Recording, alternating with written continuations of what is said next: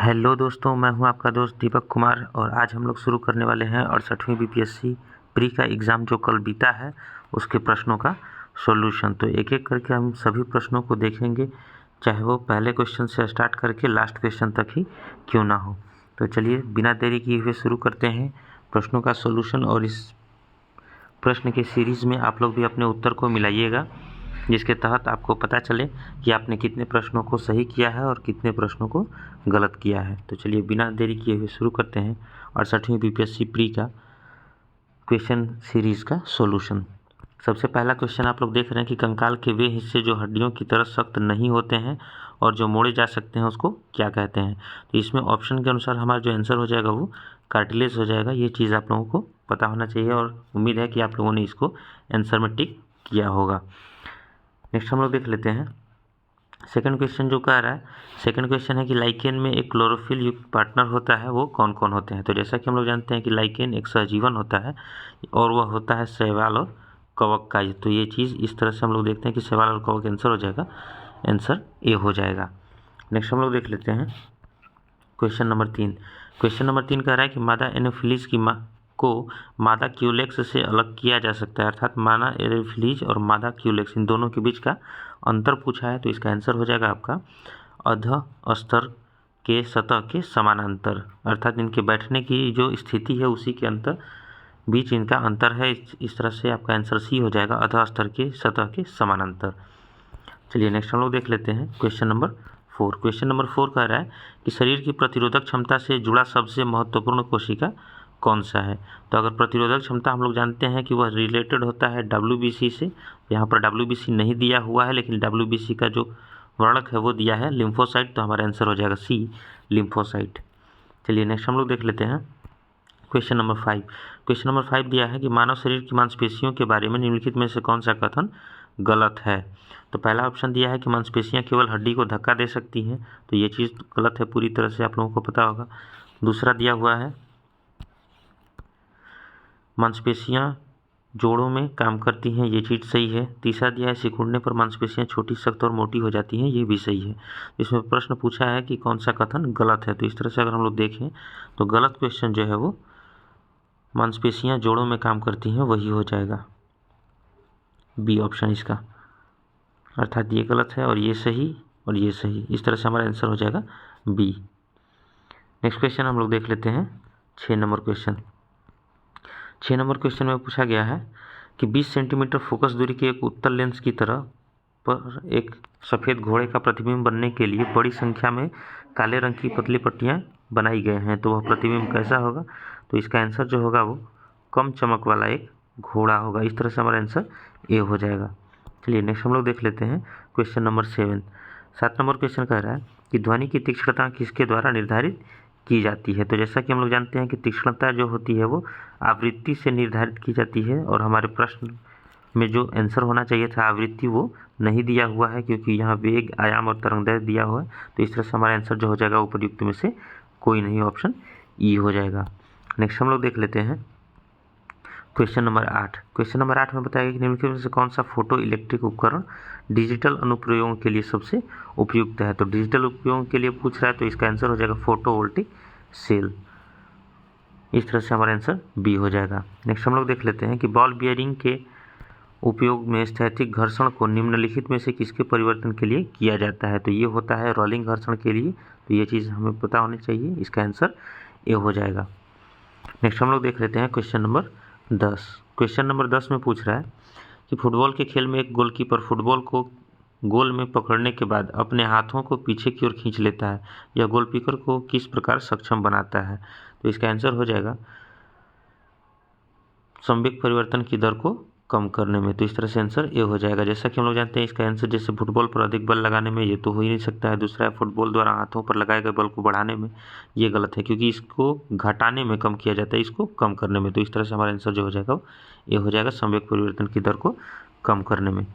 Next हम लोग देख लेते हैं कि निम्नलिखित में से कौन सा एक रेडियोधर्मी तत्व द्वारा उत्सर्जित धनात्मक रूप से आवेशित कण है। तो जैसा कि हम लोग जानते हैं कि अल्फा और बीटा जो दोनों कण है वो धनात्मक कण है, धनावेशित। तो इस तरह से हमारा आंसर जो हो जाएगा वो अल्फा कण हो जाएगा। इसमें बीटा नहीं होता है, सॉरी, सिर्फ अल्फा कण होते हैं। तो इस तरह से हमारा आंसर जो हो जाएगा सी हो जाएगा। नेक्स्ट चलिए नेक्स्ट हम लोग देख लेते हैं क्वेश्चन नंबर 12। क्वेश्चन नंबर 12 में बताया गया है कि केंद्राभिमुखी बल किसके लिए जिम्मेदार है। तो जैसा कि हम लोग जानते हैं कि अगर सेंटर में हम लोग घूम रहे हैं तो केंद्राभिमुखी बल जो होता है वो बाहर की तरफ काम करता है। तो वस्तु को वृत्ताकार पथ पर गतिमान रखने के लिए इसका यूज़ किया जाता है। तो इसी तरह से हमारा आंसर बी हो जाएगा। नेक्स्ट हम लोग देख लेते हैं क्वेश्चन नंबर 13 में पूछा गया है कि निम्नलिखित में से किस ऊर्जा परिवर्तन में घर्षण बल शामिल होता है। तो जैसा कि हम लोग जानते हैं कि इसमें गतिज ऊर्जा से ऊष्मा ऊर्जा, स्थितिज ऊर्जा से ध्वनि ऊर्जा और रासायनिक ऊर्जा से ऊष्मा ऊर्जा। तो इसमें दो चीज़ें हो सकती हैं, एक तो स्थितिज ऊर्जा से गतिज ऊर्जा हो जाएगा, यानी कि ए भी होगा सही और सी भी। तो इस तरह से हमारा आंसर जो हो जाएगा एक से अधिक हो जाएगा। तो इस तरह से हमारा आंसर जो हो जाएगा वो डी हो जाएगा। चलिए नेक्स्ट हम लोग देख लेते हैं। एक बस सीधे रास्ते पर चल रही है और अचानक दाईं ओर मुड़ जाती है। तो अगर ये दाहिनी तरफ अगर ये बस मुड़ती है तो इसका मतलब कंफर्म है कि हम लोग बाईं तरफ झुकेंगे। तो इसका आंसर जो हो जाएगा इसकी अपोजिट डायरेक्शन में बाईं ओर झुकेंगे। इस तरह से आंसर हमारा सी हो जाएगा। चलिए नेक्स्ट हम लोग देख लेते हैं क्वेश्चन नंबर 15। क्वेश्चन नंबर 15 में पूछ रहा है कि एक संगीत कार्यक्रम में ऑर्केस्ट्रा बजाने से पहले एक सितार वादक तनाव को समायोजित करने की कोशिश करता है और स्ट्रिंग को उपयुक्त रूप से बांधता है। तो ऐसा करके वह क्या ठीक करने की कोशिश करता है। हमारे ऑप्शंस हैं अन्य वाद्य यंत्रों की आवृत्ति के साथ सितार स्ट्रिंग की आवृत्ति मिलाने के लिए, या फिर ध्वनि का आयाम, या फिर ध्वनि की तीव्रता। तो इसमें जो हमारा आंसर हो जाएगा वो आंसर ए हो जाएगा कि अन्य वाद्य यंत्रों की आवृत्ति के साथ सितार स्ट्रिंग की आवृत्ति को मिलाने के लिए। जैसे वो चेक करता है कि हम लोग जो यहाँ परफॉर्मेंस करने वाले हैं वो सबका एक साथ तारतम्य मिल के ही आवाज़ निकले। इस तरह से हमारा आंसर जो हो जाएगा इसका वो ए हो जाएगा, अन्य वाद्य यंत्रों की आवृत्ति के साथ सितार स्ट्रिंग की आवृत्ति को मिलाना। नेक्स्ट हम लोग देख लेते हैं क्वेश्चन नंबर 16। क्वेश्चन नंबर 16 में बताया गया है कि प्रश्न के एक पदार्थ के एक रूप का कोई निश्चित आकार नहीं होता है लेकिन इसका एक निश्चित आयतन होता है। तो वो कौन सा पदार्थ है। तो जैसा कि हम लोग जानते हैं कार्बन स्टील ये सॉलिड है, ये भी नहीं हो सकता है। क्रिप्टन ये भी नहीं होगा। मिट्टी का तेल ये हमारा ऑप्शन सही है क्योंकि ये लिक्विड फॉर्म में होता है और लिक्विड फॉर्म जो होता है द्रव अवस्था उसको हम लोग जानते हैं कि उसका निश्चित आकार नहीं होता लेकिन एक निश्चित आयतन होता है। तो इस तरह से हमारा आंसर सी हो जाएगा, मिट्टी का तेल। चलिए नेक्स्ट हम लोग देख लेते हैं क्वेश्चन नंबर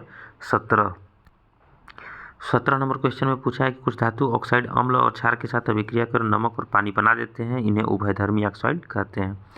अर्थात प्रश्न पूछ रहा है कि हमारे पास उभयधर्मी ऑक्साइड कौन से हैं। तो जैसा कि हम लोग जानते हैं कि जिंक एक उभयधर्मी ऑक्साइड है। तो इस तरह से हमारा आंसर जो हो जाएगा वो एल्यूमिना के साथ जिंक का हो जाएगा। तो आंसर बी हम लोगों का हो जाएगा, एल्यूमिना और ZnO। नेक्स्ट हम लोग देख लेते हैं क्वेश्चन नंबर 18। क्वेश्चन नंबर 18 में बोला गया है कि कौन सी गैस अपने ग्रीन हाउस प्रभाव से ग्लोबल वार्मिंग में योगदान करती है। तो जैसा कि हम लोग जानते हैं ग्लोबल वार्मिंग की अगर हम लोग बात करते हैं तो इसमें सबसे पहले तो जलवाष्प आता है, उसके बाद कार्बन डाइऑक्साइड, नाइट्रस ऑक्साइड और मीथेन, अर्थात इसमें सभी ऑप्शन सही हैं। तो इसका आंसर जो हो जाएगा वो डी, उपर्युक्त में से एक से अधिक। नेक्स्ट क्वेश्चन हम लोग देख लेते हैं क्वेश्चन नंबर 19। क्वेश्चन नंबर 19 में पूछा गया है कि अम्ल धातु कार्बोनेट से अभिक्रिया करके कौन सी गैस मुक्त करते हैं। तो इसका आंसर हो जाएगा कार्बन डाइऑक्साइड, की कार्बन डाइऑक्साइड गैस मुक्त करते हैं, आंसर बी। नेक्स्ट हम लोग देख लेते हैं कि पूछा गया है कि इसमें सूत्र कौन सा है कि HOOCCOOH अर्थात C2H2O4 ये कौन सा है। तो इसका जो आंसर हो जाएगा वो ऑक्सैलिक अम्ल हो जाएगा, ये इसका आंसर है। तो इस तरह से आंसर इसका बी हो जाएगा। नेक्स्ट हम लोग देख लेते हैं। अब आपको 3 परख नलियाँ दी गई हैं, उनमें से एक में आसूत जल है, अन्य 2 में से एक में अम्लीय विलयन तथा दूसरे में क्षारीय विलयन है। तो इसमें से किस में लाल लिटमस नीला हो जाएगा। सिंपल सा चीज़ पूछा है कि हमको रेड कलर से ब्लू कलर करना है। तो ये चीज़ हम लोग जानते हैं कि ये क्षार करता है। तो इस तरह से हमारा आंसर जो हो जाएगा वो क्षार हो जाएगा, सी वाला।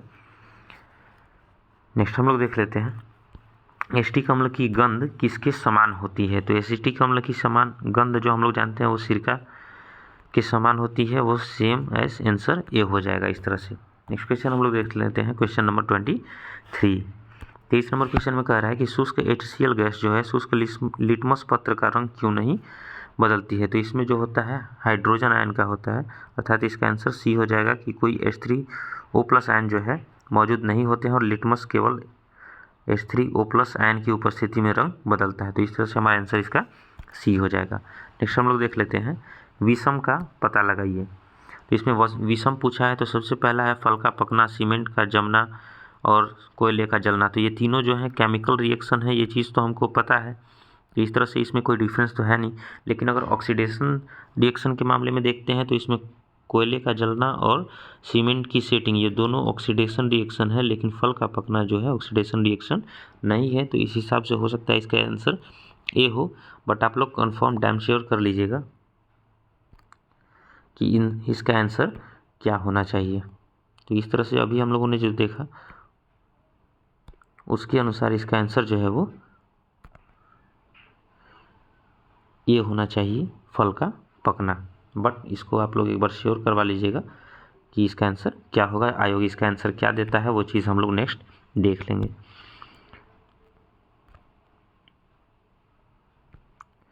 चलिए नेक्स्ट हम लोग देख लेते हैं क्वेश्चन नंबर 25। 25 नंबर क्वेश्चन में पूछा है कि हीरा और ग्रेफाइट के बारे में निम्नलिखित में से कौन सा कथन सत्य है। ये एक लॉजिकल क्वेश्चन है, तो इसको एक एक करके देख लेते हैं कि उनकी विद्युत चालकता समान होती है, ये तो गलत है। उसके बाद समान क्रिस्टल संरचना होती है, ये भी नहीं है, क्योंकि हीरा और ग्रेफाइट में एक हेक्सागोनल होता है तो दूसरा टेट्राहेड्रल होता है, 4 और 6 का होता है। तो इस तरह से ये भी डिफरेंस है। उनके पास समान डिग्री की कठोरता होती है, ये भी गलत है। तो इसका आंसर जो हो जाना चाहिए वो पूछा है कि कौन सा कथन सत्य है। तो अगर सत्य पूछता है तो इनमें से कोई नहीं होना चाहिए। मेरे अनुसार इसका आंसर जो होगा वो ई होगा, उपयुक्त में से कोई नहीं। नेक्स्ट हम लोग देख लेते हैं 26 नंबर क्वेश्चन। 26 नंबर क्वेश्चन में पूछा है कि किसमें परिवर्तन के कारण रंध्र खुलते या बंद होते हैं। तो जैसा कि हम लोग जानते हैं कि इसमें ऑप्शंस के अनुसार कोशिकाओं में न्यूक्लियस की उपस्थिति, कोशिकाओं की प्रोटीन संरचना, कोशिकाओं की पानी की संरचना, अर्थात इसमें जो होगा आंसर हम लोगों का वो बी होना चाहिए कि कोशिकाओं की जो प्रोटीन संरचना होती है इसी के तहत स्टोमाटा जो होते हैं उनका रंध्र खुलते या बंद होते हैं। तो इस तरह से आंसर हमारा बी हो जाएगा। नेक्स्ट हम लोग देख लेते हैं क्वेश्चन नंबर 27। 27 नंबर क्वेश्चन में पूछा है कि क्लोरोफिल सूर्य के प्रकाश के तरंगदैर्घ्य को अवशोषित करता है, अर्थात इसमें पूछा है कि कलर कौन कौन सा है, तो वो लाल और नीला हो जाएगा। ये चीज़ हमको पता होना चाहिए। तो इस तरह से हमारा आंसर जो हो जाएगा वो ये हो जाएगा। क्वेश्चन नंबर 28 हम लोग देख लेते हैं। इसमें पूछा है कि निम्नलिखित में कौन सा मेल सही नहीं है। तो पर्णवृत्त जो है पत्ती के तने को जोड़ता है, ये तो सही है। आधार के पास शाखाओं से मोटा कठोर ये पेड़, ये भी सही है। कमजोर तना जो सीधा खड़ा नहीं हो सकता लता, ये भी सही है। अर्थात इस तरह से हम लोग देख सकते हैं कि इसका आंसर जो होना चाहिए वो एक से अधिक होना चाहिए, डी होना चाहिए। नेक्स्ट हम लोग देख लेते हैं क्वेश्चन नंबर 29। 29 नंबर प्रश्न में पूछा है कि सक्शन पुल के कारण पेड़ों में पानी बहुत ऊंचाई तक पहुंच जाता है। जैसे यूकेलिप्टस के पेड़ों में आप लोगों ने देखा होगा कि नीचे से ऊपर जो पानी जाता है वो अवशोषण के माध्यम से जाता है। तो ये चीज़ हम लोगों को पता होनी चाहिए कि इसका आंसर बी होगा, अवशोषण के माध्यम से। अब आप लोगों ने इसका आंसर क्या टिक किया है वो एक बार मिला लीजिएगा। नेक्स्ट हम लोग देख लेते हैं कि क्वेश्चन नंबर 30 क्या है। 30 नंबर क्वेश्चन में पूछा है कि कौन सा क्लोरोप्लास्ट का एक लक्षण है जो स्वप्रकृति के योग्य बनाता है। तो इसमें पूछा है कि डीएनए और आरएनए दोनों उपस्थित है। तो इसमें केवल और केवल डीएनए होना चाहिए, क्योंकि जो आरएनए होता है वो क्लोरोप्लास्ट में पाया जाता है। तो इस तरह से क्लोरोप्लास्ट के बाहरी भाग में पाया जाता है। तो इसमें डीएनए और आरएनए दोनों हो जाना चाहिए। बट इसका आंसर आप लोग भी ही यूज़ कीजिएगा, बट इसमें भी डैम श्योर नहीं हूँ। आयोग इसमें क्या आंसर देता है वो भी एक बार मिला लिया जाएगा, क्योंकि कुछ लोगों ने बोला था कि इसका आंसर जो होगा डीएनए और आरएनए दोनों होना चाहिए, लेकिन मेरे हिसाब से इसका आंसर जो है वो सिर्फ डीएनए की उपस्थिति होनी चाहिए। तो जो भी होगा उसको हम लोग नेक्स्ट टाइम में देख लेंगे। नेक्स्ट क्वेश्चन है, ये रीजनिंग का प्रश्न है। तो मैथ और रीजनिंग तो आप लोगों ने आसानी से बना ही लिया होगा।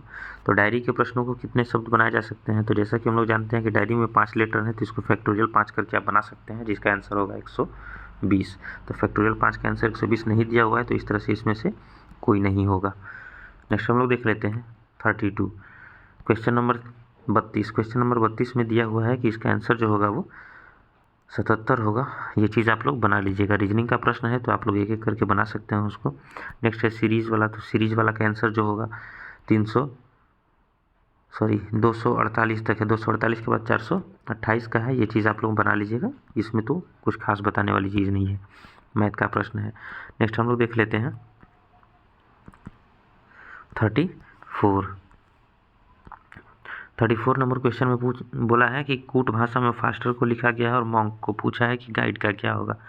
तो गाइड का आपका आंसर हो जाएगा 21, 22, 19, 523। इस तरह से आंसर इसका बी है, इसको भी आप लोग देख लीजिएगा। एक आयत का क्षेत्रफल 30 वर्ग सेंटीमीटर है और परिमाप 26 सेंटीमीटर है, तो इसकी भुजाएं कौन सी होंगी। तो इसका आंसर जो हो जाएगा वो 10 और 3 हो जाएगा। तो ये चीज़ भी आप लोग मिला लीजिएगा कि इसका आंसर ये होगा।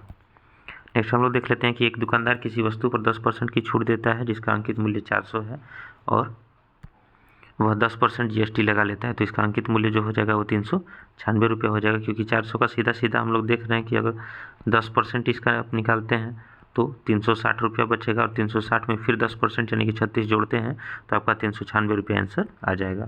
तो एक एक करके आप लोग मैथ के प्रश्नों को भी देख लीजिए।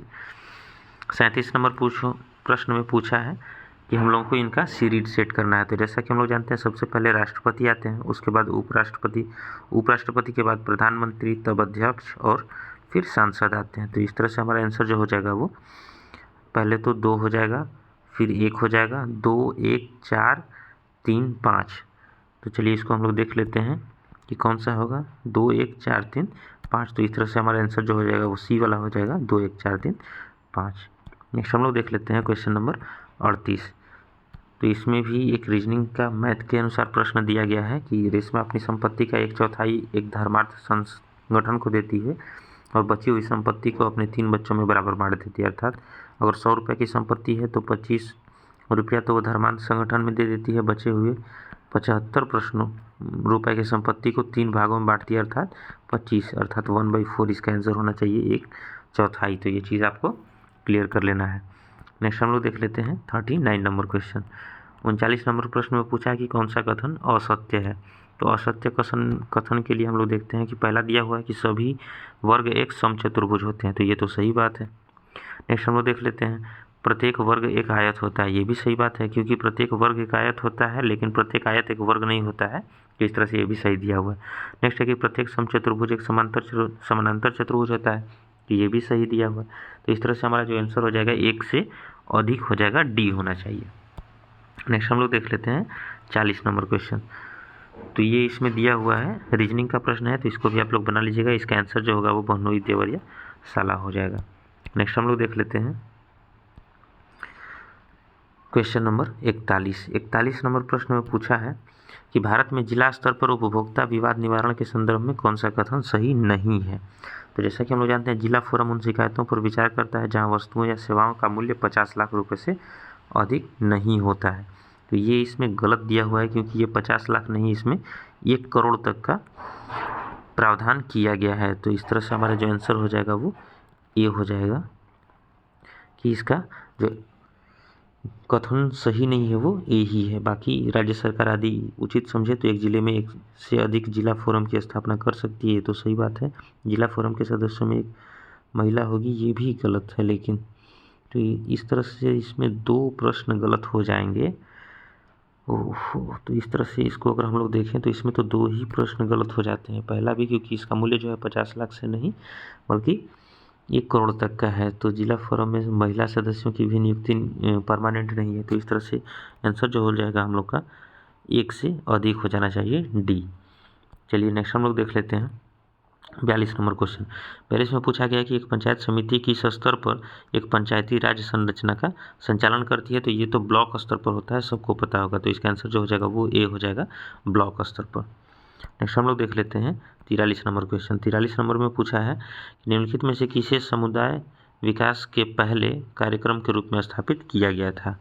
तो समुदाय विकास कार्यक्रम की स्थापना 1952 ईस्वी में हुई थी, 2 अक्टूबर 1952 को। तो उसके पहले देख लेते हैं एक सहयोग आंदोलन है, राष्ट्रीय विस्तार सेवा आयोग, एकीकृत ग्रामीण सेवा कार्यक्रम और 1 से अधिक। तो इसमें तो ये 1979 का है, तो ये तो होना नहीं चाहिए।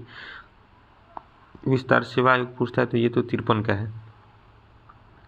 नेक्स्ट एक बचता है सहयोग आंदोलन। तो हो सकता है कि आपका आंसर ए हो, अदरवाइज इसको एक बार मिला लीजिएगा कि हो सकता है आपका आंसर ए, अदरवाइज इनमें से कोई नहीं, क्योंकि इसमें एक संदेह है सिर्फ सहयोग आंदोलन वाला, अदरवाइज बाकी तो इसमें सब ठीक ही लग रहा है। तो इसमें से आंसर या तो इसका ई होगा, उपयुक्त में से कोई नहीं तो फिर सहयोग आंदोलन। तो इसको जैसा आंसर मिलेगा आप लोग देख सकते हैं। नेक्स्ट हम लोग देख लेते हैं 44 नंबर क्वेश्चन, 44 नंबर प्रश्न में पूछा है कि भारतीय संविधान के अनुच्छेद 14 में लिखा हुआ कानून के समक्ष समानता किस देश के संविधान से लिया गया है। तो कानून के समक्ष अगर समानता पूछा है तो ये ब्रिटेन से लिया गया है, जो कि आर्टिकल 14 में दिया हुआ है। तो इस तरह से हमारा आंसर बी हो जाएगा। चलिए नेक्स्ट हम लोग देख लेते हैं कि भारतीय संविधान को बनाने में कितना समय लगा। तो ये तो सबसे इजी प्रश्न है और ये शायद सभी को पता होगा कि 2 वर्ष 11 महीना और 18 दिन का समय लगा था भारतीय संविधान को बनाने में। इस तरह से इसका आंसर ये हो जाएगा। नेक्स्ट हम लोग देख लेते हैं कि राज्य का मंत्रिपरिषद सामूहिक तौर पर किसके प्रति उत्तरदायी होता है। अगर राज्य का मंत्रिपरिषद पूछा है तो ये विधानसभा के प्रति सामूहिक रूप से उत्तरदायी होगा, और अगर यही केंद्र का पूछता तो वो लोकसभा हो जाता। नेक्स्ट हम लोग देख लेते हैं कि दिया है निम्नलिखित कथनों पर विचार कीजिए, और प्रश्न है क्या कि 73वें संशोधन के बाद विकेंद्रीकरण किया गया था। निर्णय लेने की शक्ति, पूर्ण व्यवस्था, न्यायिक शक्तियों का और प्रशासनिक शक्तियों का। तो इसमें एक न्यायिक शक्तियों का जो है वो नहीं है, बाकी तीनों होंगी, अर्थात तो 1, 2 और 4। तो इसका आंसर जो हो जाएगा वो सी हो जाएगा, 1, 2 और 4। चलिए नेक्स्ट हम लोग देख लेते हैं 48 नंबर प्रश्न। इसमें पूछा गया है कि राज्यसभा में प्रतिनिधित्व में शामिल हैं। तो भारत के राष्ट्रपति द्वारा मनोनीत सदस्य, नागरिकों द्वारा सीधे चुने गए सदस्य, अप्रत्यक्ष रूप से नागरिकों द्वारा उनके प्रतिनिधियों के माध्यम से चुने सदस्य। तो राज्यसभा में नागरिकों द्वारा सीधे तो नहीं चुने जाते हैं, ये चीज़ गलत है। राष्ट्रपति द्वारा मनोनीत होते हैं, ये बात सही है। और अप्रत्यक्ष रूप से नागरिकों द्वारा उनके प्रतिनिधियों के माध्यम से चुने जाते हैं, ये भी सही है। तो इस तरह से इसमें आंसर जो हो जाएगा वो 1 से अधिक हो जाएगा, डी आंसर हो जाएगा इसका। नेक्स्ट हम लोग देख लेते हैं 49 नंबर प्रश्न। 49 नंबर प्रश्न हो, निम्नलिखित में से किसका संबंध भारत के सर्वोच्च न्यायालय से है। तो कॉलेजियम प्रणाली तो वहाँ पे है ही, अपीलीय क्षेत्राधिकार है ही, और मूल अधिकार ये भी है। अर्थात इस तरह से देखा कि हम लोगों ने तीनों पर ऑप्शन सही हैं, तो इसका आंसर जो हो जाएगा उपयुक्त में से 1 से अधिक। एक एक करके हम लोग सभी प्रश्नों को सॉल्व करते जा रहे हैं। तो हो सकता है कि इसमें कुछ प्रश्न तार्किक तौर पर जो दिए हुए हैं वो गलत भी हो सकते हैं, लेकिन हम लोग अपनी तरफ से कोशिश करेंगे कि इसका सही आंसर ही प्रोवाइड कराया जाए। नेक्स्ट हम लोग देख लेते हैं कि 73वां संविधान संशोधन अधिनियम के तहत पंचायती राज संस्थाओं में चुनाव लड़ने के लिए न्यूनतम आयु का होना आवश्यक है। तो इसका आंसर जो हो जाएगा वो बी हो जाएगा, 21 वर्ष। क्योंकि अगर पंचायत में पूछा है तो 21 वर्ष होता है, अगर वोट देने की आयु से पूछता है तो वो 18 वर्ष कर दिया गया है, जो कि 61वां संविधान संशोधन से किया गया था। और अगर 25 वर्ष है तो ये लोकसभा के लिए है, चुनाव लड़ने के लिए। नेक्स्ट हम लोग देख लेते हैं क्वेश्चन नंबर 51 नंबर प्रश्न में पूछा है कि 2020 और 22 के लिए सबसे कम महिला कार्यबल भागीदारी कितने प्रतिशत दर्ज की गई है। तो जैसा कि हम लोग जानते हैं ग्रामीण क्षेत्रों में 4% और शहरी क्षेत्रों में 6.5%। तो इस तरह से हमारा आंसर जो हो जाएगा वो बी हो जाएगा। 52 नंबर प्रश्न हम लोग देख लेते हैं कि अधिकतम कर उद्योग किस जिला में है। तो इसका जो आंसर हो जाएगा वो पूर्णिया हो जाएगा, क्योंकि मैक्सिमम टैक्सेशन जो है वहीं पर इथेनॉल संयंत्र का कारखाना बैठा है पूर्णिया में, वहीं से मैक्सिमम कर उद्योग का जिला है पूर्णिया। नेक्स्ट हम लोग देख लेते हैं क्वेश्चन नंबर 53। क्वेश्चन नंबर 53 में कह रहा है कि केंद्रीय स्वास्थ्य एवं परिवार कल्याण मंत्रालय द्वारा 24 नवंबर 2021 को प्रकाशित राष्ट्रीय परिवार सर्वेक्षण 5 के अनुसार बिहार के लिंग अनुपात में काफ़ी अच्छा सुधार हुआ है। तो 2015-16 में कितना पूछा है कि 2015-16 में कितना हुई है और वहाँ से बढ़कर 2020-22 में कितनी हो गई है। तो इसका आंसर जो हो जाएगा वो 1062 से 1090, अर्थात 2015 और 16 में पूछता है तो वो 1062 है, और 2020-22 में अब पूछता है तो वो 1090 है। और यही 2011 का अगर आपसे पूछा रहता तो वो 918 है लिंगानुपात, जो कि आपको पता है। तो इस तरह से हमारा आंसर जो हो जाएगा वो बी हो जाएगा। चलिए नेक्स्ट हम लोग देख लेते हैं 54 नंबर क्वेश्चन। 54 नंबर में पूछा है कि बिहार आर्थिक सर्वेक्षण 2021-22 के अनुसार 2020-21 में बिहार के सकल घरेलू उत्पाद GSDP की वृद्धि दर क्या रही है। तो वृद्धि दर जो है वो 2.5% है। तो ये चीज़ आपको पता होनी चाहिए, इसका आंसर ये हो जाएगा। नेक्स्ट हम लोग देख लेते हैं क्वेश्चन नंबर 55 नंबर प्रश्न में पूछ रहा है कि निम्नलिखित में से कौन सा एक बिहार की अर्थव्यवस्था के मामले में सही है, अर्थात सही प्रश्न पूछा है। अर्थव्यवस्था का व्यावसायिक ढांचा ऊपर से स्थिर है, सही बात है।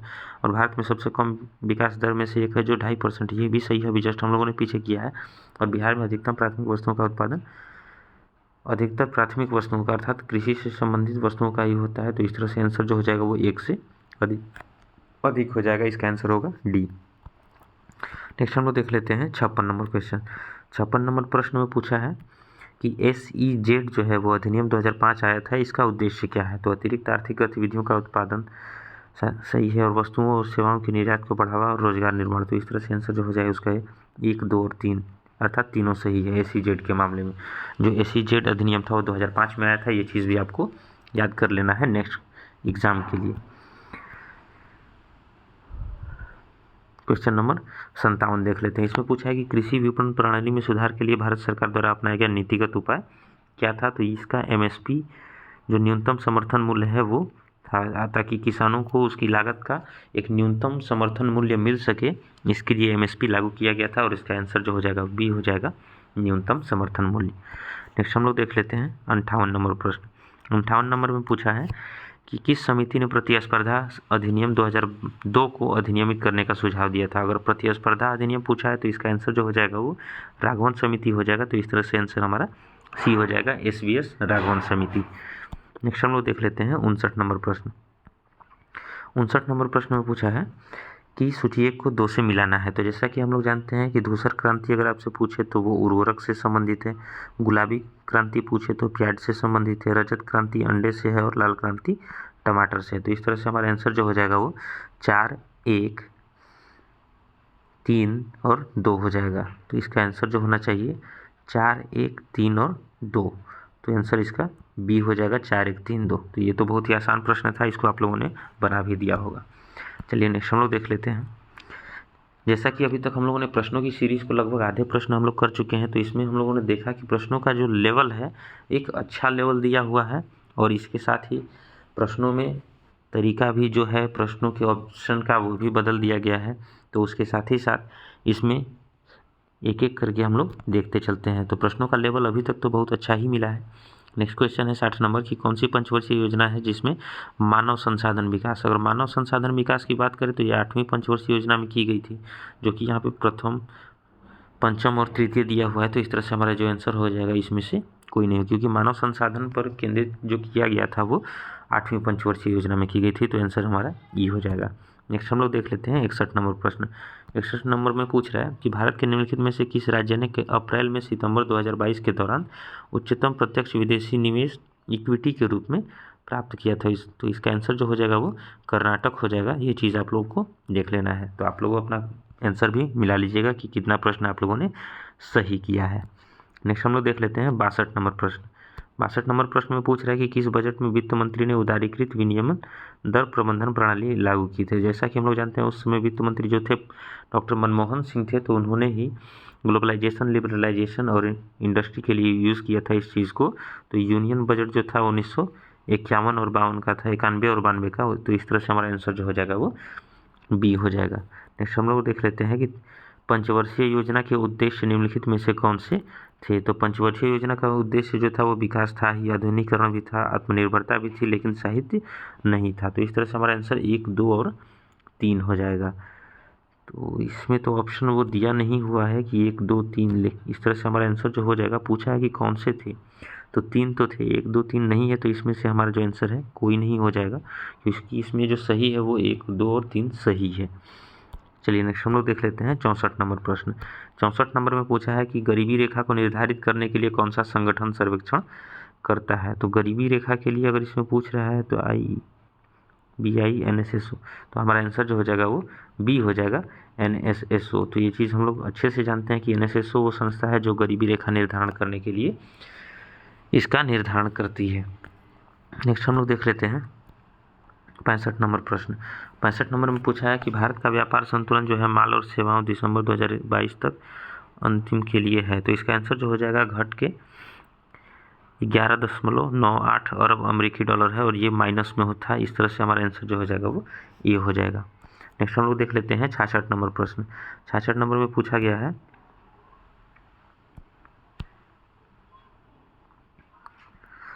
कि नमक सत्याग्रह के दौरान बिहार के लोगों ने नमक बनाने के साथ साथ सरकार के विरुद्ध किस कर का विरोध किया गया था? तो जैसा कि हम लोग जानते हैं कि इसमें एक तो नमक कर का विरोध किया गया था, और साथ ही साथ कर मद्दो यानी कि चौकीदारी कर जो था इसको रोका गया था। तो ये 2 चीज़ें थी उसमें, लेकिन इसमें मलबा, हाथी विकास ये सब नहीं थे। इनमें से जो आंसर हो जाएगा वो मेरे अनुसार आंसर इसका उपयुक्त में से कोई नहीं हो जाएगा। नेक्स्ट हम लोग देख लेते हैं 67 नंबर प्रश्न। 67 नंबर में पूछा है कि श्री कृष्ण सिंह द्वारा गठित बिहार की निर्वाचित सरकार ने फरवरी 1938 में किस कारण से इस्तीफा दिया था? तो गांधी जी द्वारा ब्रिटिश के विरुद्ध सत्याग्रह आंदोलन के कारण, ये तो सही है। भारत की आज़ादी के आंदोलन में भाग लेने के कारण, ये भी सही है। और राजनीतिक कैदियों को छोड़ने के कारण। तो इसमें मेन रीज़न जो है हम लोगों का, वो रीज़न होना चाहिए राजनीतिक कैदियों को छोड़ने के कारण। तो इस तरह से इसका आंसर सी हो जाना चाहिए। नेक्स्ट हम लोग देख लेते हैं 68 नंबर प्रश्न। और 68 नंबर प्रश्न में दिया हुआ है कि किसने चंपारण सत्याग्रह के दौरान बिहार में गांधी जी की जान बचाई थी? तो ये प्रश्न अभी तक का एक लेटेस्ट प्रश्न है जो कि पिछली परीक्षाओं में दोहराया नहीं गया है। तो इसको हम लोग देख लेते हैं और इसका आंसर जो हो जाएगा वो बत्तख मियाँ हो जाएगा, जो कि बिहार के थे। नेक्स्ट हम लोग देख लेते हैं 69 नंबर प्रश्न। 69 नंबर में पूछा है कि असहयोग आंदोलन के दौरान किसने बिहार में किसानों की अगुवाई की थी? अगर किसानों की अगुवाई पूछे तो वो थे स्वामी विद्यानंद। तो इस तरह से हमारा आंसर जो हो जाएगा वो बी हो जाएगा। नेक्स्ट हम लोग देख लेते हैं 70 नंबर प्रश्न। 70 नंबर प्रश्न में पूछा गया है कि प्रथम बार संघर्ष के तरीकों के रूप में स्वदेशी एवं बहिष्कार। अगर स्वदेशी और बहिष्कार आंदोलन आपसे पूछता है तो बंगाल विभाजन 1905 के दौरान हुआ था। ये चीज़ सबको पता होगी। तो इस तरह से इसका आंसर सी हो जाएगा, बंगाल विभाजन, जिसको 16 अक्टूबर 1905 को लागू किया गया था। नेक्स्ट हम लोग देख लेते हैं 71 नंबर प्रश्न। इसमें बताया गया है कि 1906 में आयोजित भारतीय राष्ट्रीय कांग्रेस के कलकत्ता अधिवेशन में भारत के लिए स्वराज का झंडा किसने फहराया था? तो ये थे दादा भाई नौरोजी, जो कि 1907 में स्वराज के लिए झंडा फहराए थे। तो इस तरह से आंसर हमारा सी हो जाएगा, दादा भाई नौरोजी। नेक्स्ट हम लोग देख लेते हैं 72 नंबर प्रश्न। पूछा है कि स्वतंत्रता संग्राम के दौरान भारतीय राज्यों कश्मीर निजाम के हैदराबाद, त्रावणकोर आदि जैसे भारतीय शासकों द्वारा शासित राज्यों में एक समानांतर आंदोलन शुरू किया गया था, उसका नाम क्या था? तो इसका नाम जो था वो प्रजामंडल आंदोलन था। ये चीज़ आप लोगों को भी पता होगा। तो इस तरह से इसका आंसर सी हो जाएगा और आशा है कि आप लोगों ने इसका आंसर सी ही लगाया होगा। नेक्स्ट हम लोग देख लेते हैं 73 नंबर प्रश्न। 73 नंबर में पूछा है कि भारतीय स्वतंत्रता संग्राम में निम्नलिखित में से कौन सा कथन सही नहीं है? तो पूछा है कि प्रश्न सही नहीं है कौन सा? तो 1921 ईस्वी में महात्मा गांधी को गिरफ्तार कर लिया गया था। सबसे पहले तो यही गलत दिख रहा है, क्योंकि 1922 ईस्वी में महात्मा गांधी को गिरफ्तार किया गया था असहयोग आंदोलन की समाप्ति के बाद, और फिर इनको 24 में रिहा भी कर दिया गया था। तो सबसे पहले तो हमारा पहला ही गलत दिख रहा है। दूसरा है कि चौरी चौरा कांड के कारण गांधी जी ने असहयोग आंदोलन से हाथ खींच लिया था। ये बिल्कुल सही है, क्योंकि जब चौरी चौरा कांड हुआ था उसके बाद ही गांधी जी ने असहयोग आंदोलन को बंद कर दिया था। और ये चौरी चौरा कांड जो हुआ था 5 फरवरी 1922 को हुआ था। गांधी जी ने अपना पहला प्रमुख सार्वजनिक भाषण जो है बीएचयू में दिया था। ये भी सही है, बीएचयू के गेट पर गांधी जी ने अपना पहला प्रमुख सार्वजनिक भाषण दिया था। तो इस तरह से इसमें ये दोनों चीज़ सही है। तो इसमें प्रश्न हम लोग से पूछा है कि सही नहीं है, अर्थात गलत प्रश्न। तो गलत जो है वो ये हो जाएगा आपका आंसर, क्योंकि गांधी जी को 1922 ईस्वी में गिरफ्तार किया गया था और यहाँ 1921 लिखा हुआ है। चलिए नेक्स्ट हम लोग देख लेते हैं क्वेश्चन नंबर 74। 74 नंबर प्रश्न में पूछा है कि अबुल कलाम आज़ाद के द्वारा किस पत्रिका को संपादित किया गया था? तो ये जो था अल हिलाल पत्रिका थी। इसका आंसर सी हो जाएगा। नेक्स्ट हम लोग देख लेते हैं 75 नंबर। 75 नंबर में पूछा है कि 19वीं शताब्दी के अंत में इतिहास के अध्ययन ने भारत में राष्ट्रीयता की भावना पैदा करने में किस प्रकार मदद की थी? ये एक लॉजिकल प्रश्न है और ये एक ढंग का प्रश्न है, स्पेशली बीपीएससी के लिए।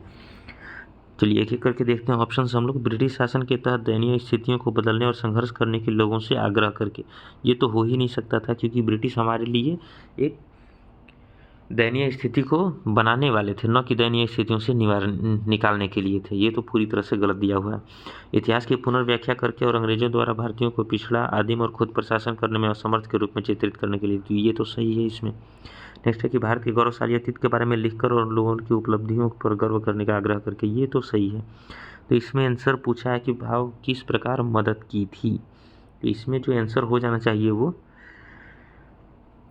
आंसर इसका डी होना चाहिए, क्योंकि इसमें एक से अधिक सही दिख रहे हैं। तो इस तरह से हम लोगों ने देखा कि बी और सी तो सही है। तो इसका आंसर जो होना चाहिए वो डी होना चाहिए, उपयुक्त में से एक से अधिक। नेक्स्ट हम लोग देख लेते हैं 76 नंबर प्रश्न। इसमें पूछा है कि नगरों में असहयोग आंदोलन के संबंध में कौन सा सही नहीं है, अर्थात गलत प्रश्न कौन सा है? तो आंदोलन में केवल उच्च जातियों और अमीरों ने भाग लिया था। तो ये तो पूरी तरह से गलत है। मद्रास की जस्टिस पार्टी द्वारा भी काउंसिल के चुनाव का बहिष्कार किया था। ये भी है। और हजारों छात्रों ने सरकारी नियंत्रण वाले स्कूलों को छोड़ दिया था। और ये भी सही है साथ ही साथ। तो इसमें से तो जो दिख रहा है, पूछ रहा है कि कौन सा कथन सही नहीं है। तो इसमें से एक तो सही है, अर्थात ये भी गलत है, और ये 2 अर्थात 1 और 2 इसमें होना चाहिए, लेकिन इसमें दिया नहीं है, अर्थात 2। इसका आंसर जो होगा आपका 1 और 3 होना चाहिए। तो ये चीज़ आप लोग देख लीजिएगा कि इसका आंसर 1 और 3 होना चाहिए। इसमें थोड़ा सा डाउट है, बट इस चीज़ को आप लोग एक बार देख लीजिएगा। इसका आंसर मेरे अनुसार बी ही होना चाहिए। नेक्स्ट हम लोग देख लेते हैं 77 नंबर प्रश्न। 77 नंबर में पूछा गया है कि एक सन्यासी जो फिजी में एक गिरमिटिया मजदूर थे, अगर इनके बारे में पूछता है तो कंफर्म है कि हम लोग इसका आंसर जो होगा वो बाबा रामचंद्र होगा, क्योंकि शुरू में ये आंदोलन में भाग लिए थे और उसके बाद तुलसीदास रामायण की एक प्रति लेकर आए थे, जिससे वह ग्रामीण श्रोताओं को छंद सुनाते थे। वो थे बाबा रामचंद्र, जो कि उत्तर प्रदेश में थे, और किसान सभा का भी गठन करने में सहयोग किए थे। 78 नंबर हम लोग देख लेते हैं। इसका प्रश्न है कि ऑल इंडिया हरिजन संघ की स्थापना 1932 में। अगर ऑल इंडिया हरिजन संघ की बात की गई तो इसका आंसर जो होगा वो सी होगा, महात्मा गांधी। इन्होंने 1932 ईस्वी में इसकी स्थापना की थी। नेक्स्ट हम लोग देख लेते हैं 79 नंबर प्रश्न। इसमें पूछा गया है कि 20 फरवरी 1947 को प्रधानमंत्री एटली ने भारत से ब्रिटिश शासन को कब तक वापस लेने की घोषणा की थी। तो इसको हम लोग जानते हैं कि एटली की घोषणा या फिर जून 1948 तक, जो कि 3 जून 19 को आई थी। तो इस तरह से हम लोगों ने देखा कि इसका आंसर ये हो जाएगा जून 1948। नेक्स्ट हम लोग देख लेते हैं कि स्वराज दल की स्थापना बिहार में किसने की थी। अगर स्वराज दल की स्थापना बिहार में पूछे तो इसका आंसर जो हो जाएगा वो बी हो जाएगा, श्री कृष्ण सिंह। नेक्स्ट हम लोग देख लेते हैं 81 नंबर प्रश्न। इसमें पूछा है कि किसने हुमायूं को यह प्रस्ताव दिया था कि यदि उसने बंगाल पर अधिकार करने दिया तो वह बिहार को समर्पित कर देगा और 10 लाख दिनार की श्रद्धांजलि देगा वार्षिक रूप से। तो वो थे शेर खान, जो कि शेरशाह के नाम से भी जानते हैं। तो ये होगा हमारा आंसर बी।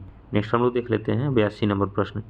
82 नंबर पर पूछा गया है कि विक्रमशिला विश्वविद्यालय किनके द्वारा स्थापित किया गया था। तो विक्रमशिला विश्वविद्यालय जो है वो धर्मपाल के द्वारा स्थापित किया गया था। ये चीज़ सबको पता ही होगी। तो इस तरह से इसका आंसर जो हो जाएगा वो बी हो जाएगा। नेक्स्ट हम लोग देख लेते हैं 83 नंबर प्रश्न। 83 नंबर प्रश्न में पूछा है कि इनमें से बिहार के प्रथम राज्यपाल कौन थे। अगर प्रथम राज्यपाल की बात की गई है तो इसमें जो आंसर हो जाएगा वो सर मॉरिस गवर्नियर हैलेट हो जाएगा, जो 1937 के समय का है। नेक्स्ट हम लोग देख लेते हैं 84 नंबर प्रश्न। 84 नंबर प्रश्न में पूछा गया है कि Mahatma Gandhi and Bihar some reminiscences के लेखक जो हैं वो डॉक्टर राजेंद्र प्रसाद हैं। इसका आंसर ये हो जाएगा। ये हूबहू प्रश्न जो है पूछा गया है। नेक्स्ट देख लेते हैं 85 नंबर। 85 नंबर में पूछा है कि बिहार का सबसे पुराना गिरजाघर कौन सा है। जो अभी भी है पादरी की हवेली। अगर आप लोग जाइएगा तो पटना जा करके उसको देख सकते हैं, और यह बिहार का सबसे पुराना गिरजाघर है, पादरी की हवेली। तो इस तरह से हमारा आंसर जो हो जाएगा वो ये हो जाएगा, पादरी की हवेली। नेक्स्ट हम लोग देख लेते हैं 86 नंबर। दिवंगत अभिनेता जो हैं कुमुदलाल गांगुली, जिन्हें उनके मंचीय नाम अशोक कुमार के नाम से भी जाना जाता है, इनका जन्म कहाँ हुआ था। तो इनका जन्म जो था वो भागलपुर में हुआ था। इसका आंसर सी हो जाएगा। इस चीज़ को हमें याद रख लेना है। चलिए नेक्स्ट हम लोग देख लेते हैं 87 नंबर प्रश्न। 87 नंबर में पूछा गया है कि प्राचीन काल में गंगा के दक्षिण क्षेत्र को क्या कहते हैं। तो गंगा के दक्षिण क्षेत्र को प्राचीन काल में अनार्य कहते थे। ये चीज़ इसका आंसर ये हो जाएगा, क्योंकि दक्षिण भारत में अगर हम लोग जाते हैं तो दक्षिणी क्षेत्र जो था वो अनार्य के रूप में जाना जाता था। तो इस तरह से हमारा आंसर ये हो जाएगा। नेक्स्ट हम लोग देख लेते हैं 88 नंबर प्रश्न। 88 नंबर प्रश्न में पूछा है कि भारतीय उपमहाद्वीप में लोहे का प्रयोग कब शुरू हो गया था। तो ऑप्शन जो है वो 9000 वर्ष पूर्व, 12000 और 6000 पूर्व। तो इसमें से जो हमारा आंसर होना चाहिए था वो 1000 BC होना चाहिए था, जो कि दिया नहीं हुआ है। इस वजह से हमारा आंसर जो हो जाएगा वो ई हो जाएगा, उपर्युक्त में से कोई नहीं। नेक्स्ट हम लोग देख लेते हैं कि 2री शताब्दी के आसपास रचित संस्कृत के शिलालेख के अनुसार सुदर्शन झील एक प्रमुख कृत्रिम जलाशय की मरम्मत किसने की गई थी। तो सुदर्शन झील के बारे में आप लोगों ने कई बार पढ़ा होगा, और इसका आंसर जो है वो रुद्रदामन प्रथम जो था, इसने इसकी मरम्मत करवाई थी, और चंद्रगुप्त मौर्य ने इसकी शुरुआत की थी। अर्थात इसको बनवाया था चंद्रगुप्त मौर्य ने, और 3 राजाओं ने इसकी मरम्मत करवाई थी। उसमें रुद्रदामन का नाम अग्रणी आता है। तो इस तरह से इसमें जो आंसर दिया हुआ है वो रुद्रदामन हो जाएगा। नेक्स्ट हम लोग देख लेते हैं 90 नंबर प्रश्न। 90 नंबर प्रश्न में पूछा गया है कि गांधी के पास देवगढ़ का मंदिर और गढ़वा मंदिर जो है इलाहाबाद के पास, ये किस काल से है। तो इसका जो काल अगर पूछेगा तो वो गुप्त काल से है, क्योंकि इसका आंसर बी हो जाएगा। जैसा कि हम लोग जानते हैं कि पहले गुप्त काल के जो मंदिर थे वो सपाट होते थे उनका छत, लेकिन जब ये पहली बार देवगढ़ का मंदिर बना था तो इसका छत जो था वो ऐसे टेम्पल की तरह बना था, तो ये पहली बार ही हुआ था, तो ये गुप्त काल का ही मंदिर है। नेक्स्ट हम लोग देख लेते हैं 91 नंबर प्रश्न। 91 नंबर प्रश्न में पूछा है कि कौन सा सही उल्लेख नहीं किया, अर्थात पूछ रहा है कि कौन सा गलत है। तो हल्दी घाटी का युद्ध जो महाराणा प्रताप और अकबर के बीच में हुआ था ये तो सही है। पानीपत का प्रथम युद्ध बाबर और इब्राहिम लोदी के बीच है, ये भी सही है। और पानीपत का द्वितीय युद्ध टीपू सुल्तान और मराठा, यही चीज़ गलत दिया हुआ है, अर्थात इसका आंसर जो हो जाएगा वो सी हो जाएगा। नेक्स्ट हम लोग देख लेते हैं 92 नंबर। 92 नंबर है कि दिल्ली सल्तनत के दौरान मुकद्दम या चौधरी का पद जो था इसका इस्तेमाल किसके लिए किया जाता था। तो मुकद्दम या चौधरी का पद जो था वो राजस्व अधिकारी के लिए प्रयोग किया जाता था, ये चीज़ हम लोग को पता होनी चाहिए। तो इस तरह से इसका आंसर जो हो जाएगा वो बी हो जाएगा। नेक्स्ट हम लोग देख लेते हैं 93 नंबर प्रश्न। 93 नंबर में पूछा है कि तबकाते अकबरी जो है इसको किसने लिखा हुआ है। तो तबकाते अकबरी जो है इसको लिखा गया है तबकात ए अकबरी को निज़ामुद्दीन अहमद के द्वारा, तो ये चीज़ इसका आंसर बी हो जाएगा। तो ये चीज़ हमें देख लेना है कि इसका आंसर जो हो जाएगा वो निज़ामुद्दीन अहमद बी हो जाएगा। नेक्स्ट हम लोग देख लेते हैं 94 नंबर प्रश्न। इसमें पूछा गया है कि किस प्रसिद्ध शासक ने अपनी माता के नाम पर विजयनगर के पास नागलपुरम की एक उपनगरीय बस्ती स्थापना की। अगर बात विजयनगर की आती है तो सबको पता होगा कि विजयनगर की स्थापना जो है 1336 ईस्वी में हरिहर और बुक्का के द्वारा की गई थी, लेकिन इसका जो आंसर होगा पूछा है नागलपुरम के समीप एक उपनगरीय बस्ती, तो हो जाएगा कृष्णदेव राय। तो इस तरह से इसका आंसर जो है वो ए हो जाएगा। नेक्स्ट हम लोग देख लेते हैं 95 नंबर प्रश्न। 95 नंबर प्रश्न में पूछा है कि 1940 में इस पटना महिला विश्वविद्यालय की जो स्थापना की गई थी किस समाज के द्वारा की गई थी। तो इसका आंसर जो हो जाएगा वो सिस्टर्स ऑफ एपोस्टोलिक कार्मेल हो जाएगा। तो इस तरह से इसका आंसर जो है वो ए हो जाएगा। नेक्स्ट हम लोग देख लेते हैं कि 96 नंबर प्रश्न में क्या दिया हुआ है। 96 नंबर है इनमें से 1947 में भारत और पाकिस्तान के बीच अंतर्राष्ट्रीय सीमा खींचने के, और भारत और पाकिस्तान के बीच सीमा की बात की गई तो सबको पता है कि सर रेडक्लिफ थे। तो इस तरह से हमारा आंसर जो हो जाएगा वो ए हो जाएगा, सर रेडक्लिफ। नेक्स्ट हम लोग देख लेते हैं 97 नंबर प्रश्न। 97 नंबर प्रश्न में पूछा है कि किसने बंगाल में महलवाड़ी व्यवस्था प्रारंभ की थी। अगर बात महलवाड़ी की आती है तो वो हॉल्ट मैकेंजी थे, इसका आंसर सी हो जाएगा। लॉर्ड कॉर्नवालिस थे जो इन्होंने स्थायी बंदोबस्त स्टार्ट किया गया था, इस तरह से हमारा आंसर सी हो जाएगा। नेक्स्ट हम लोग देख लेते हैं 98 नंबर प्रश्न। 98 नंबर में पूछा गया है कि 1940 में विनोबा भावे ने व्यक्तिगत सत्याग्रह कहाँ प्रारंभ किया गया था। तो व्यक्तिगत सत्याग्रह के अगर प्रथम सत्याग्रही पूछता तो वो विनोबा भावे स्वयं थे, लेकिन इन्होंने पूछा है कि ये कहाँ शुरू हुआ था, तो सबको ये चीज़ पता होगा कि महाराष्ट्र के पवनार में हुआ था। तो इस तरह से हमारा आंसर सी हो जाएगा। नेक्स्ट हम लोग देख लेते हैं कि 1918 में मोंटफोर्ट सुधार पर कांग्रेसों ने एक महत्वपूर्ण रुख अपनाया जिसके कारण पुराने उदारवादी अवशेष टूट गए जिन्होंने गठन किया था। तो इसका आंसर जो हो जाएगा वो इंडियन नेशनल लिबरल फेडरेशन हो जाएगा। तो इसका आंसर ये हो जाएगा 99 नंबर का। नेक्स्ट हम लोग देख लेते हैं 100 नंबर प्रश्न। 100 नंबर प्रश्न में पूछ रहा है कि कैबिनेट मिशन निम्नलिखित में से किसके लिए भारत आया था। तो सभी लोग जानते हैं कि वो सत्ता के हस्तांतरण के लिए एक संवैधानिक व्यवस्था तैयार करना था इसका मेन उद्देश्य। तो इसका आंसर जो हो जाएगा केवल 2 हो जाएगा। तो इस तरह से इसका आंसर जो होना चाहिए सी होना चाहिए, केवल 2 की सत्ता के हस्तांतरण के लिए कैबिनेट मिशन भारत आया था।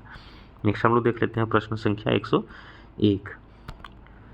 पहला तैरता हुआ सौर ऊर्जा संयंत्र बिहार में कहाँ पर स्थापित किया। तो ये चीज़ सबको पता होगी कि दरभंगा में स्थापित है, लेकिन अब पूछ रहा है कि ये दरभंगा में कहाँ पर है। तो दरभंगा में एक कदीराबाद जगह है जहाँ पर स्थापित किया गया है प्रथम तैरता हुआ सौर ऊर्जा संयंत्र। तो ये चीज़ आप लोगों को पता होनी चाहिए। नेक्स्ट हम लोग देख लेते हैं 102 नंबर प्रश्न। 102 में पूछा है कि वर्ष 2019-20 के आर्थिक सर्वेक्षण के अनुसार किस जिले की प्रति व्यक्ति आय सबसे कम है। अगर प्रति व्यक्ति आय सबसे कम पूछता है तो वो शिवहर जिले की है। तो इस तरह से हमारा आंसर जो होगा वो बी हो जाएगा। नेक्स्ट हम लोग देख लेते हैं 103। 103 में पूछा है कि 2020-21 के लिए नीति आयोग ने SDG रिपोर्ट के अनुसार जो सस्टेनेबल डेवलपमेंट गोल का रिपोर्ट प्रस्तुत किया गया है इसमें भारत का स्कोर क्या है। तो भारत को इसमें से 100 में से 52 स्कोर मिला है, और रैंक जो है अगर आपसे पूछता है तो 28th रैंक थी। ये चीज़ भी आपको पता होनी चाहिए। तो इस तरह से हमारा 103 का आंसर जो हो जाएगा ए हो जाएगा 100 में से 52। नेक्स्ट हम लोग देख लेते हैं 104 नंबर प्रश्न। 104 नंबर में पूछा है कि खेलो इंडिया महिला टूर्नामेंट जो है वो पहली बार किस खेल को शामिल किया, अर्थात जो खेलो इंडिया महिला टूर्नामेंट था इसमें पहली बार किस खेल को शामिल किया गया था। तो वो था ट्रैक साइकिलिंग। तो इस तरह से हमारा आंसर सी हो जाएगा, ट्रैक साइकिलिंग को नया जोड़ा गया था। 105 नंबर प्रश्न, इसमें पूछा गया है कि निम्नलिखित में से किसे अगस्त 2022 में भौगोलिक संकेतक जीआई टैग से सम्मानित किया गया था। तो इसमें जो है मिथिला का मखाना जो है ये हमारा आंसर हो जाएगा, क्योंकि मिथिला के मखाना को ही अगस्त 2022 में भौगोलिक संकेतक अर्थात जीआई टैग का दर्जा प्रदान किया गया है मिथिला के मखाना को। नेक्स्ट हम लोग देख लेते हैं 106 नंबर प्रश्न। 106 नंबर में पूछा है कि निम्नलिखित में से किसे वर्ष 2022 में यूनेस्को की विश्व धरोहर सूची में शामिल किया गया है। तो इसमें अगर प्रश्न पूछता है 2022 में, तो 2022 में जो दिया हुआ है वो तो है ही नहीं, क्योंकि 2022 में जो शामिल किया गया है एक रामप्पा को किया गया है और रामप्पा के साथ साथ एक धौलावीरा को किया गया है। तो दो हैं जो कि शामिल किए गए हैं 2022 में, लेकिन दोनों इसमें से नहीं दिए हुए हैं। तो इसमें से मेरे अनुसार इसमें जो आंसर होना चाहिए उपर्युक्त में से कोई नहीं, लेकिन कुछ लोग बोल रहे थे कि इसका आंसर जो होगा लक्ष्मण सिंह कॉलेज खगोलीय वेधशाला हो जाएगा। तो इस चीज़ को हम लोग देख लेंगे कि आयोग इसका आंसर क्या देता है, उसके अनुसार ही इसका आंसर हम लोग यूज़ करेंगे। चलिए नेक्स्ट हम लोग देख लेते हैं प्रश्न संख्या 107। Business reforms action plan BRAP द्वारा वर्ष 2022 में व्यापार करने में आसानी से बिहार ने 36 रैंकों में कौन सा रैंक। तो जैसा कि हम लोग जानते हैं कि बिहार का रैंक 26 था, तो इसमें से नहीं दिया हुआ है, तो इसका आंसर जो हो जाएगा वो उपयुक्त में से कोई नहीं हो जाएगा। नेक्स्ट हम लोग देख लेते हैं 108 नंबर प्रश्न। 108 नंबर में पूछा गया है कि नवंबर 2022 को मुख्यमंत्री नीतीश कुमार द्वारा गंगा जलापूर्ति योजना की अगर बात की जाती है तो ये राजगीर में स्टार्ट किया गया है। तो इस चीज़ को हमें याद कर लेना है। अगर बात बिहार की होती है तो नीतीश कुमार के द्वारा अभी सबसे ज़्यादा ध्यान अगर हम लोग कहें तो राजगीर साइड में ही दिया जा रहा है, ताकि पर्यटन क्षेत्र को बढ़ावा मिल सके। तो इस तरह से हमारा आंसर जो हो जाएगा वो सी हो जाएगा। नेक्स्ट हम लोग देख लेते हैं 109 नंबर प्रश्न। 109 नंबर प्रश्न में पूछ रहा है कि निम्नलिखित में से किस एसोसिएशन बोर्ड ने अक्टूबर 2022 में पुरुष और महिला खिलाड़ियों के लिए समान वेतन की घोषणा की थी। अगर समान वेतन की बात की है तो भारत की BCCI है, अर्थात भारतीय क्रिकेट कंट्रोल बोर्ड जो है उन्होंने स्टार्ट किया है इस चीज़ को। तो इस आंसर इसका जो होगा वो सी हो जाएगा। प्रश्न संख्या 110 देख लेते हैं। इसमें पिछले 10 वर्षों में राज्य का शहरीकरण बहुत तेजी से बढ़ा और 2011 की जनगणना के अनुसार बिहार में शहरीकरण का स्तर जो है तो वो स्तर जो है वो 11.3 से 15.3 तक बढ़ा है। तो इसका आंसर जो हो जाएगा वो बी हो जाएगा। नेक्स्ट हम लोग देख लेते हैं 111 नंबर प्रश्न। 111 नंबर प्रश्न में पूछा है कि निम्नलिखित में से किस केंद्रीय मंत्रालय ने हाल ही में युवा 2.0 योजना, अगर ये चीज़ आप लोग करंट पढ़ते होंगे तो आपको पता होगा कि इसको शिक्षा मंत्रालय के द्वारा शुरू किया गया था। इसका आंसर जो होगा वो सी हो जाएगा। नेक्स्ट हम लोग देख लेते हैं कि गृह मंत्रालय ने नवंबर 2022 को देश की कितनी भाषाओं की फील्ड वीडियोग्राफी के साथ भारतीय मातृभाषा सर्वेक्षण, अगर MTSI की बात करते हैं तो इसमें जो दिया गया है 576 भाषाओं को दिया गया है। तो इसका आंसर जो हो जाएगा वो ये हो जाएगा। नेक्स्ट हम लोग देख लेते हैं निम्नलिखित में से किस समिति ने 1 जनवरी 2026 से पूर्ण मूल्य निर्धारण स्वतंत्रता की सिफारिश करते हुए गैस मूल्य निर्धारण पर रिपोर्ट प्रस्तुत की है। तो वो जो है किरीट पारेख समिति है। इसका आंसर सी हो जाएगा। नेक्स्ट हम लोग देख लेते हैं 114 में पूछा गया है कि निम्नलिखित में से किस शहर को स्वच्छ सर्वेक्षण 2022 के अनुसार 5 सितारा कचरा मुक्त शहर रैंक से सम्मानित नहीं किया गया है। तो इसमें नवी मुंबई, सूरत और भोपाल तीनों को किया गया है। तो इस तरह से इसका आंसर जो हो जाएगा वो ई हो जाएगा, इनमें से कोई नहीं। नेक्स्ट हम लोग देख लेते हैं प्रश्न संख्या 115। प्रधानमंत्री ने निम्नलिखित में से किस स्थान पर पहला ग्रीनफील्ड हवाई अड्डा जिसका नाम है डोनी पोलो हवाई अड्डा इसको स्थापित किया है। तो वो ईटानगर में स्थित है। तो इस तरह से इसका आंसर जो हो जाएगा वो सी हो जाएगा। नेक्स्ट हम लोग देख लेते हैं प्रश्न संख्या 116। किस जानवर को नवंबर 2022 में भारतीय खाद्य सुरक्षा और मानक प्राधिकरण FSSAI के द्वारा एक खाद्य पशु के रूप में अनुमोदित किया गया है। तो वो हिमालयी याक था। तो इसका आंसर जो हो जाएगा वो बी हो जाएगा। नेक्स्ट हम लोग देख लेते हैं 117 में पूछा गया है कि भारत का पहला फ्लोटिंग वित्तीय साक्षरता शिविर हॉल में इंडिया पोस्ट पेमेंट बैंक द्वारा निम्नलिखित में से किस स्थान पर आयोजन किया गया था। तो इसका आयोजन किया गया था वो श्रीनगर में। तो इस चीज़ का आंसर बी हो जाएगा 117 का। नेक्स्ट हम लोग देख लेते हैं प्रश्न संख्या 118 में पूछा गया है कि भारत के राष्ट्रपति ने निम्नलिखित में से किस IIT में परम कामरूप कंप्यूटर सुविधा उपलब्ध किया गया। अगर परम कामरूप की बात करता है तो जैसा कि हम लोग जानते हैं कि असम का पुराना नाम क्या है, वो कामरूप है। तो कामरूप जो है वो गुवाहाटी से संबंधित है, यानी कि असम से। नेक्स्ट हम लोग देख लेते हैं 119 नंबर प्रश्न। 119 नंबर प्रश्न में पूछा है कि 8 अक्टूबर 2022 को मनाए गए 90वें भारतीय वायुसेना दिवस पर 80 वायुयानों के घंटे भर का हवाई प्रदर्शन निम्नलिखित में से किस स्थान पर किया गया? तो वो किया गया था सुखना झील, चंडीगढ़ में। तो ये चीज़ हम लोगों को पता होनी चाहिए, इसका आंसर हो जाएगा ये सुखना झील, चंडीगढ़ में। नेक्स्ट क्वेश्चन हम लोग देख लेते हैं। नेक्स्ट क्वेश्चन हम लोग देख लेते हैं प्रश्न संख्या 119 हो गया है। नेक्स्ट हम लोग देख लेते हैं 120 नंबर प्रश्न। 120 में पूछा है कि भारत सरकार के पोषण अभियान के तहत वर्ष के किस महीने को राष्ट्रीय पोषण माह का नेशनल न्यूट्रिशन मंथ के रूप में मनाया गया है? तो नेशनल न्यूट्रिशन मंथ जो है वो सितंबर माह को कहा जाता है। तो इस तरह से हमारा आंसर जो हो जाएगा वो सी हो जाएगा। नेक्स्ट हम लोग देख लेते हैं 121 नंबर प्रश्न। 121 नंबर प्रश्न में पूछा गया है कि चीन के तियांगजोन स्टेशन जो है अंतरिक्ष का, इसके द्वारा हाल ही में लॉन्च किया गया। तो ये मैंगटियन जो है, इसका आंसर ए हो जाएगा। नेक्स्ट हम लोग देख लेते हैं 122 नंबर प्रश्न। 122 में पूछा गया है निम्नलिखित में से कौन सा विश्व का सबसे बड़ा ज्वालामुखी है जो पिछले 38 वर्षों में पहली बार फटा है? तो वो हवाई द्वीप पर का मौना लोआ है, जो कि अभी कुछ ही दिन पहले की घटना है। नेक्स्ट हम लोग देख लेते हैं प्रश्न संख्या 123। प्रश्न 123 में पूछा गया किसे हाल ही में उनके उपन्यास द 7 मून्स ऑफ द मौली अल्मोड़ा के लिए 2022 का मैन बुकर पुरस्कार मिला है? तो ये सेहान करुणा तिलक है। तो इसका आंसर जो हो जाएगा वो ये हो जाएगा। नेक्स्ट हम लोग देख लेते हैं कि 124 क्या है। 124 में पूछा गया कि विश्व अंतरिक्ष सप्ताह 2022 की जो थीम थी वो क्या है? तो इसका आंसर हो जाएगा अंतरिक्ष और निरंतरता। तो ये चीज़ इसका अगर हिंदी में दिया हुआ है तो ये निरंतरता के जगह पर स्थिरता होना चाहिए था, लेकिन इंग्लिश स्थिरता, तो स्टेबिलिटी जो है वो होना चाहिए था, और इंग्लिश वर्जन में ये चीज़ सही दिया हुआ है। तो इस तरह से हम लोगों का आंसर जो हो जाएगा वो ये हो जाएगा 124 का। नेक्स्ट हम लोग देख लेते हैं प्रश्न संख्या 125। 125 में पूछा गया है कि निम्नलिखित में से किस लेबोरेटरी ने दिसंबर 2022 में एक ऐतिहासिक नाभिकीय संलयन सफलता का दावा किया था? तो इसका जो हो जाएगा लॉरेंस लिवरमोर नेशनल लेबोरेटरी। तो इसका आंसर जो हो जाएगा वो बी हो जाएगा, Lawrence Livermore national laboratory. Next हम लोग देख लेते हैं 126। कॉलिंस डिक्शनरी का वर्ड ऑफ द ईयर 2022 का निम्नलिखित में से कौन सा है? तो वो पर्माक्राइसिस है। ये चीज़ हमको पता होना चाहिए।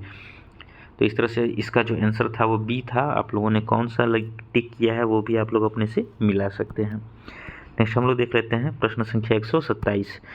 निम्नलिखित में से किस देश ने सेनेगल के साथ मिलकर COP27 के दौरान सूखा लचीलापन गठबंधन का शुभारंभ किया है? तो इसका आंसर जो हो जाएगा वो स्पेन हो जाएगा, अर्थात COP27 जो था वो स्पेन में था।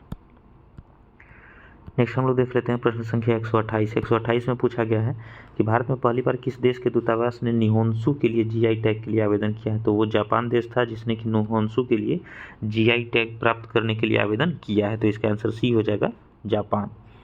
नेक्स्ट हम लोग देख लेते हैं 129। इसमें पूछा गया है कि किस अंतरिक्ष एजेंसी ने यह घोषणा की है ये जो इकोलस है अंतरिक्ष यान को आगे बढ़ाने के लिए भाप का सफलतापूर्वक प्रयोग किया है? तो वो था जाक्सा। तो इसका आंसर जो हो जाएगा वो ये हो जाएगा। ये करंट के प्रश्न है जिसको कि अगर आप लोगों ने ध्यान से पढ़ा होगा तो आसानी से कंप्लीट भी किया होगा। नेक्स्ट हम लोग देख लेते हैं 130 नंबर। इसमें पूछा गया कि 2022 में लॉन्च किए गए टेस्ला ह्यूमनॉइड रोबोट का नाम क्या था? तो इसका जो रोबोट था उसका नाम था ऑप्टिमस। तो इसका आंसर बी हो जाएगा 130 का, ऑप्टिमस।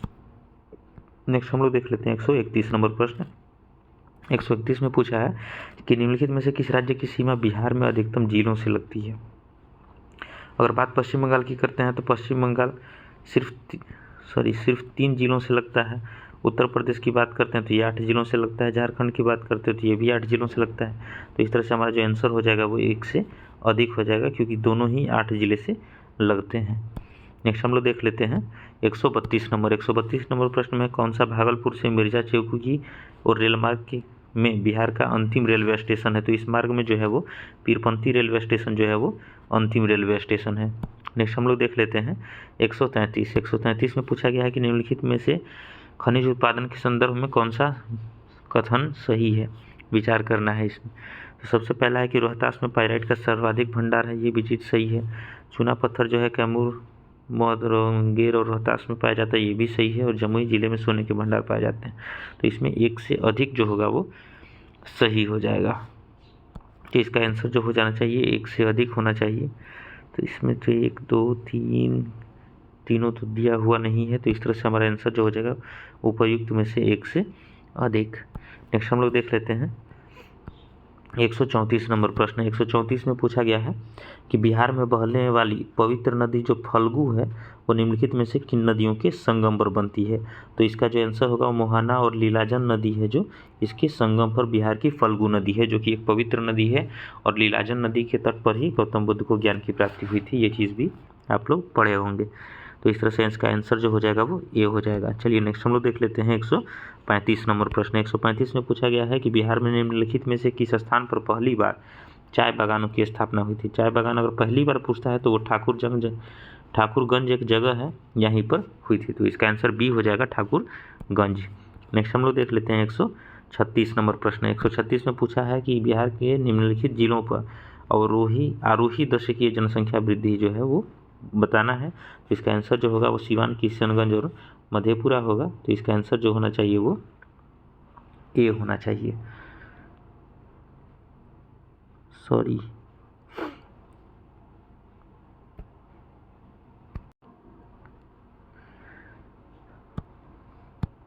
इसका अगर हम लोग आंसर देखते हैं तो वो ए होना चाहिए, किशनगंज, मधेपुरा और सीवान वाला।